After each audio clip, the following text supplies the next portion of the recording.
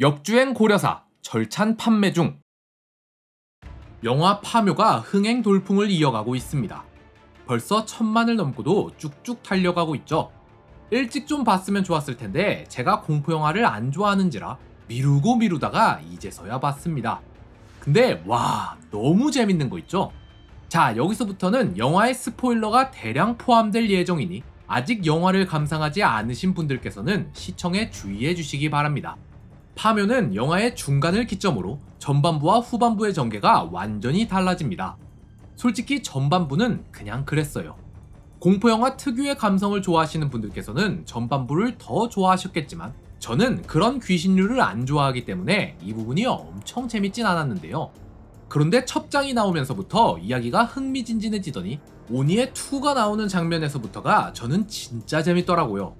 특히 이 오니가 세키가하라 전투에서 전사한 다이묘란 얘기가 나올 땐 누구지? 하고 계속 생각하다가 영화가 끝나자마자 찾아봤습니다. 영화의 특성상 영화가 끝나고도 관련 자료를 찾아보는 재미가 있죠. 그래서 이미 많은 분들이 찾아보셨을 테지만 사실 이 오니를 딱 한 인물로 특정할 수가 없습니다. 여러 인물을 섞어서 만들었다고 해요. 개인적으로 왜 그랬을까 하는 의문이 남습니다. 한 인물로 특정을 했어도 전혀 문제가 없었을 텐데 말이죠. 그래서 이 영상의 마지막에서는 대체 왜 그랬을까에 대한 저의 의견도 담겨 있으니 영상을 끝까지 시청해 주시기 바랍니다. 자, 그럼 먼저 영화 파묘에서 묘사된 오니의 특징을 기반으로 모티브가 된 실존 인물은 누가 있었는지부터 한번 알아볼까요? 먼저 첫 번째 특징은 투구입니다. 화림이 처음 오니를 만난 장면에서 오니의 투구를 발견하는데 그 투구에 진의 장식이 달려 있어요. 진의 장식이 달린 투구를 쓴 걸로 유명한 인물로는 다테 시게자네라는 인물이 있습니다. 다테라는 성에서 추측할 수 있듯 도관용으로 유명한 다테 마사문의 사촌으로 다테 가문의 맹장으로 유명했던 인물인데요. 다테 마사문에 대해 궁금하신 분은 제 영상 전국시대 3인방 일대기를 시청해보시길 추천드립니다. 투구에 달린 진의 장식이 의미하는 바는 진해는 후진을 못한다고 합니다.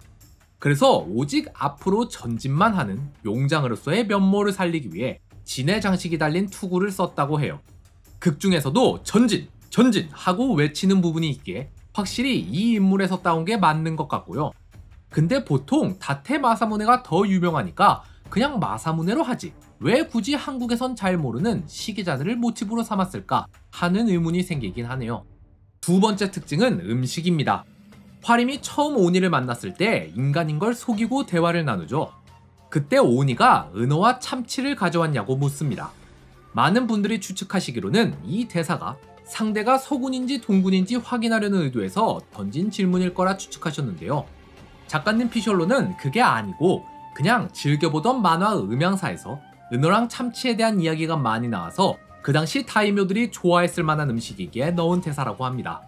자, 근데 그건 그거고 우리는 지금 모티브가 된 인물을 알아보는 중이잖아요. 일본 전국시대의 인물들 중에 콕 집어서 은어와 참외를 좋아했다고 특정할 수 있는 인물은 딱히 없습니다. 다만 오다 노부나가가 은어를 즐겨 먹었다는 기록이 있고 또 노부나가의 가신들은 참외를 좋아했다는 얘기가 있습니다.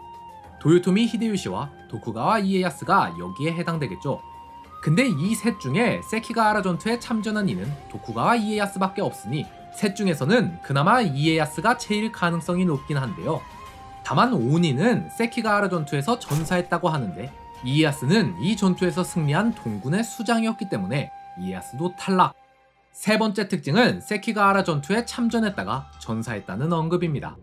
세키가하라 전투는 도요토미 히데요시가 죽은 뒤 일본 내에서 히데요시의 아들을 지지하는 세력이랑 이에 반하여 도쿠가와 이에야스를 지지하는 세력이 나뉘어 일본의 운명을 걸고 붙은 결전입니다. 자세한 내용이 궁금하신 분께선 제 과거 영상 전국시대 3인방 일대기를 시청해보시길 추천드립니다. 어쨌든 이 전투에서 도쿠가와 이에야스를 지지하는 동군 세력이 승리함으로써 이후 이에야스가 전국시대 최후의 승자로 거듭나게 되는데요. 그렇게 전투에서 승리한 이에야스는 서군의 다이묘들을 숙청하는데 영화 속에서 오니가 세키가하라 전투에서 전사했다고 말하는 부분은 이 사건에서 따온 것으로 추정할 수 있습니다. 다만 이에야스는 서군에 참전한 인물을 전부 숙청하진 않았습니다. 서군의 핵심 인물만 딱 3명 골라서 처형했는데요. 그 3명이 바로 이시다 미츠나리, 안코쿠지 에케이, 그리고 고니시 유키나가 이렇게 세 인물입니다. 또한 이 셋은 모두 임진왜란 때 참전한 인물들이기도 합니다. 오니의 역할이 조선의 정기를 끊기 위한 말뚝이니 임진왜란 때 참전해 조선에 막대한 피해를 줬던 인물이라면 좀 더 효과가 있지 않겠어요? 자, 이 세 인물에 대해 좀 더 알아보자면 먼저 이시다 미츠나리는 원래 하급 무사 출신이었습니다.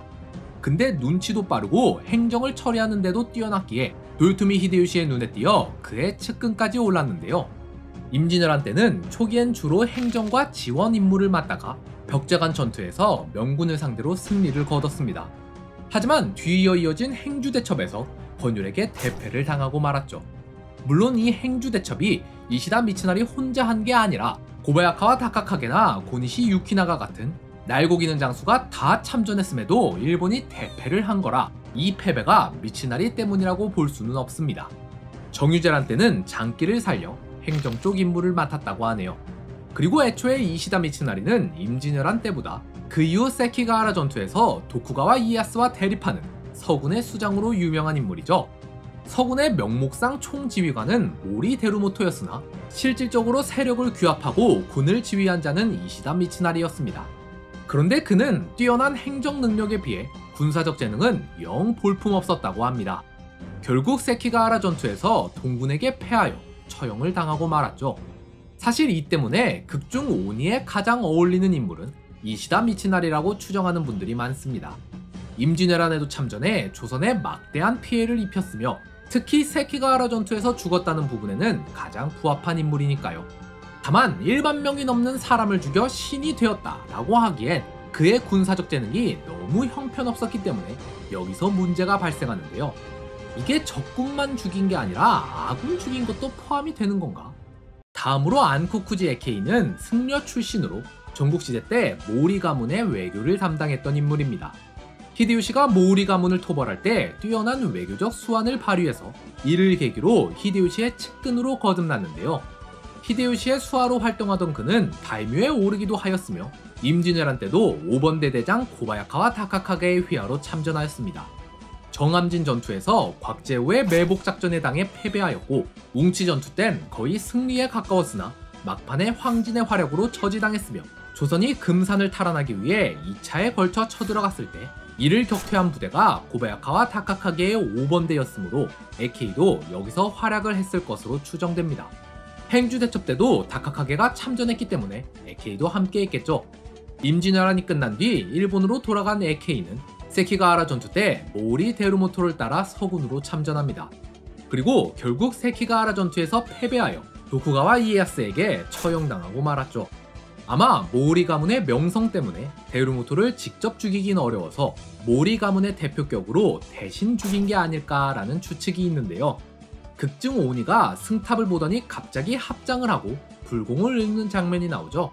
이 장면에서 오니는 독실한 불교 신자였음을 알 수 있고 이 때문에 승려 출신인 에케이가 오니의 모티브로 어울리긴 합니다. 임진왜란 때도 참전했으며 다이묘이기도 하고 세키가하라 전투 때 전사했으며 독실한 불교 신자이기도 한다라 많은 부분에서 에케이는 오니의 모티브가 되기에 충분하지만 결정적으로 에케이는 1만 명 이상을 죽인 군제라는 점에서 어울리질 않습니다. 애초에 무장 출신이 아니라 승려였으니까요. 다음으로 고니시 유키나가는 임진왜란 때 일본군 1번대 대장으로 대부분의 전투에 참전했을 뿐만 아니라 강화에도 전면에 나선 그야말로 임진왜란 최고의 네임드 무장인데요. 세키가하라 전투에도 참전했으며 도쿠가와 이에야스에게 직접 처형을 당한 핵심 인물이기도 했고 또 1만 명의 사람을 죽일 정도로 임진왜란 때 많은 전투를 치룬 장수니까요. 그런데 결정적으로 딱 하나가 안 맞는 게 오니는 독실한 불자였는데 고니시는 독실한 가톨릭 신자였단 말이에요. 임진왜란 때도 선교사를 항상 같이 데리고 다니면서 매일 밤 미사를 드렸을 뿐만 아니라 세키가하라 전투가 끝난 뒤 이에야스가 할복을 명했을 때도 자신은 가톨릭 신자이기 때문에 할복은 하지 않는다며 끝내 처형을 당하기도 했죠. 자, 마지막으로 이 독실한 불자였다는 점에 착안해 하나의 인물을 더 추측해 볼 수 있는데요. 바로 가토 기요마사입니다. 가토 기요마사는 고니시 유키나가와 함께 임진왜란 때 참전한 일본군 투톱 장수죠. 둘이 사이가 안 좋았다는 일화도 유명하고 이 때문에 전공을 다투느라 더욱더 열심히 싸웠기도 하고요.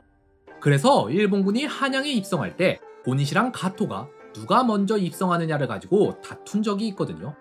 이때 고니시가 먼저 한양에 입성을 합니다. 근데 가토는 이게 마치 자신의 공적인 것처럼 위조를 해서 히데요시한테 보고를 올려요. 그때 행정의 달인 이시다 미츠나리가 이걸 딱 간파하고는 가토를 탄핵해버리거든요. 이 사건 때문에 가토는 미츠나리를 죽도록 싫어하게 됩니다. 자, 히데요시가 죽자 전쟁이 끝나고 가토도 일본으로 돌아왔어요. 가토는 히데요시에게 충성했던 자입니다. 그러니 세키가하라 전투 때 히데요시의 아들 편인 서군으로 참전했을까요?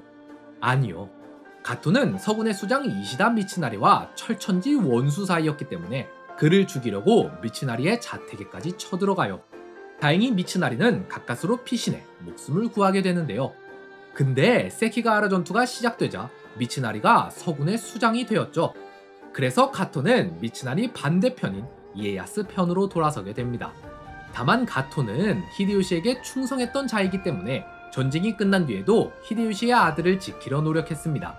근데 도쿠가와 가문 입장에서 이걸 가만둘 수가 있나요? 결국 가토의 가문은 서서히 몰락하고 마는데요.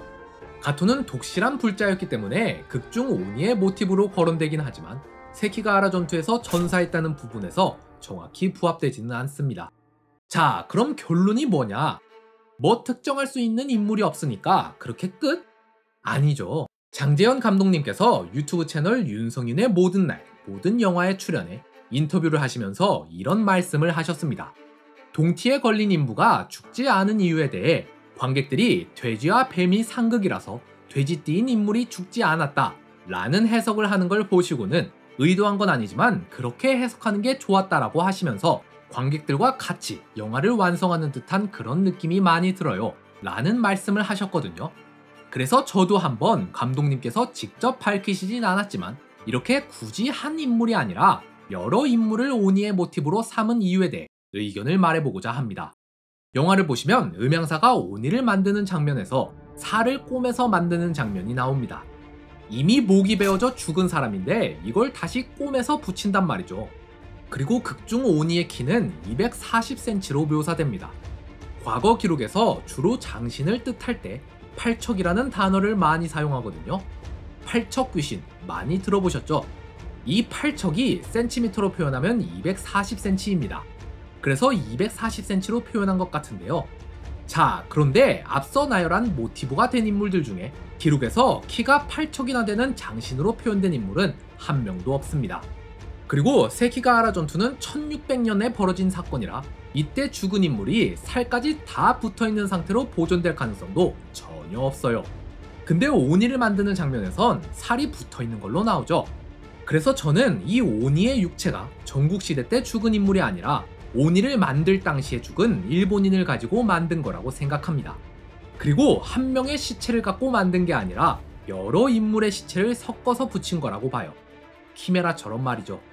그래서 키도 240cm나 되게 키울 수 있었던 거고요. 자, 그럼 육체를 섞는 게 가능하다면 영혼을 섞는 건 어떨까요? 극중 김상덕의 대사를 보면 풍수지리에 따르면 한반도는 대륙을 움켜쥔 호랑이의 형세를 하고 있는데 여우가 호랑이의 허리를 끊었다 라는 내용이 나옵니다. 여우가 아무리 강할지라도 혼자서 호랑이의 허리를 끊는 건 불가능해요.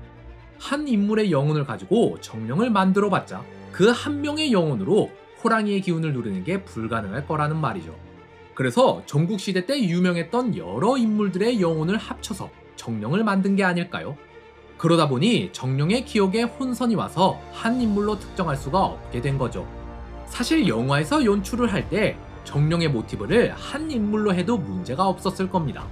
어차피 전국시대의 인물을 모티브로 삼을 거면 아예 최강자인 오다 노부나가로 하던지 아님 임진왜란 침략군 선봉장인 고니시 유키나가로 하던지 아님 조선에 가장 큰 피해를 입힌 도요토미 히데요시로 하던지 누구로 해도 상관이 없어요. 어차피 영화인데요 뭘. 근데 굳이 한 인물로 특정할 수 없게 아무리 생각해도 여러 인물이 섞여 있는 것처럼 묘사를 한 건 분명 어떠한 의도가 있었을 거란 말이죠. 저는 그 의도가 호랑이의 허리를 꺾기 위해 여러 여우가 협공한 것처럼 여러 인물들의 영혼을 합쳐서 오니를 만든 게 아닐까라고 추측합니다. 뭐 그냥 파묘 너무 재밌게 봐서 이것저것 파다 보니 저 혼자 해본 망상이었고요.